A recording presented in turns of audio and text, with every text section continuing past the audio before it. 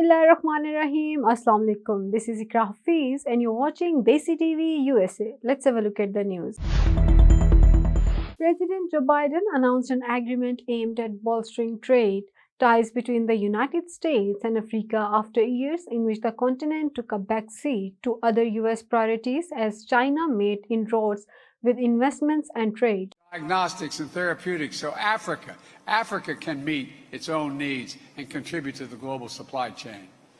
And even as we work to end COVID-19, we continue building stronger health systems and institutions and accelerating efforts to achieve universal health coverage, to make sure we're better prepared to tackle the health challenges, including the next pandemic, and there surely will be one. We also advanced our commitment to strengthen food security, including expanding the Feed the Future program to partner with 8 additional African countries. And I'll be speaking more tomorrow about this effort to both address the immediate food crisis and strengthen the food system in Africa for the long term. We're taking on climate crisis, prioritizing not just energy transition in America, but in nations of all of Africa, and meeting the urgent needs the country. Nancy Pelosi holds her weekly news conference. House Speaker Nancy Pelosi speaks to reporters aimed at the U.S.-Africa Leaders Summit in Washington. For you, but what we can do working together for the freedom of mankind, the second sentence in that beautiful phrase.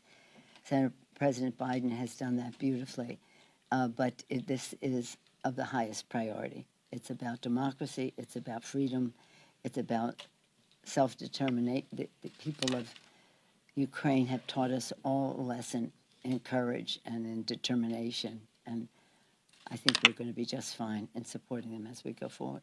Thank you all very much. Maybe I won't see you. Happy holidays, whatever you celebrate, and pretty soon you'll be home doing that.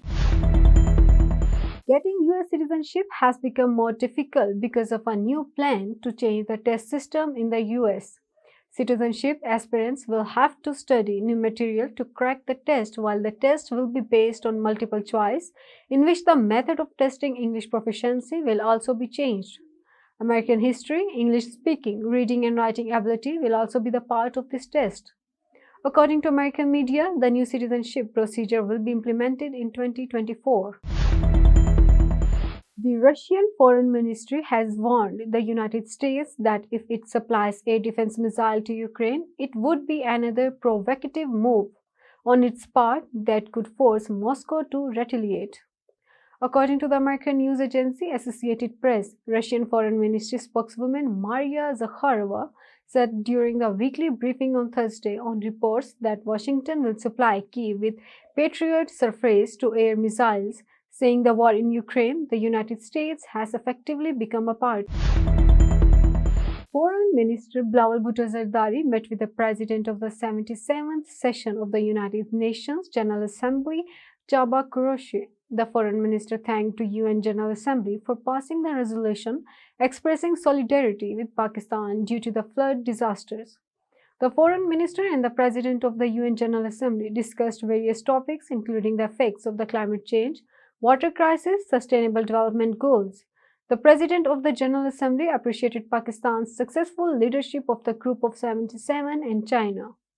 The President of the UN General Assembly also invited the Foreign Minister to participate in the upcoming UN Water Conference in March 2023. Foreign Minister Bilawal Bhutto Zardari assured the President of the UN General Assembly of Pakistan's full support and cooperation. Foreign Minister Pakistan Bilawal Bhutto Zardari meeting with Deputy Secretary General of the United Nations Ms. Amina J. Muhammad at the UN headquarters.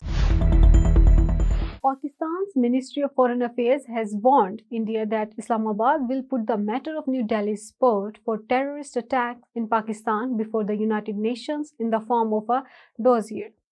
A day before the Foreign Ministry's statement, Islamabad had said that India was behind a high-profile bombing in Pakistan. Tehran has been expelled from the UN Women's Commission for continuing to violate human rights aimed ongoing nationwide protest in Iran. The United States, which proposed the withdrawal, has called this development a victory for the protesters.